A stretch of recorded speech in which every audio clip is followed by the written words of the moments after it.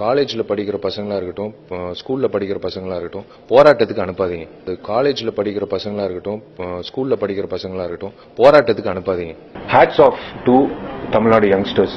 இளைஞர்கள் இந்த போராட்டத்தில் இறங்குறதுனால தான் இதுக்கான தீர்வு கிடைக்கும். என்னது போடா போட்ட நடிகர் சங்கம் சார்பாக ஒரு ஒன்று சேர்ந்து காவிரி நதி பெற்றுத் தருவதற்கான விஷயங்களை ஏதாவது செய்வதற்கான முன்னெடுப்பு. There will be no politics in நடிகர் சங்கம். இல்ல, முந்தைய நிர்வாகங்கள் வந்து செய்திருக்காங்க, நீங்களும் கலந்துருக்கீங்க, பல்வேறு விஷயங்கள் செய்திருக்கீங்க. அதே போன்று பொது பிரச்சனைகள் வரும்போது நாங்க வந்து போராட்டத்தில் அவங்களை ஆதரிச்சு, யங்ஸ்டர்ஸ் ஆதரிச்சு நடிகர் சங்கம் வந்து நாங்க இறங்க போறோம். சார் இவன் என்ன பண்ண சார்? உங்க டேக் என்ன ஜல்லிக்கட்டுல? ஒரு தீர்ப்பு கொடுத்ததுக்கு அப்புறம் அதை விமர்சிக்கிறதோ இல்ல அதை பத்தி கருத்துக்கள் சொல்றதோ எனக்கு உண்மையிலேயே உடன்பாடு இல்ல. Have to abide by the law. அது உண்மை.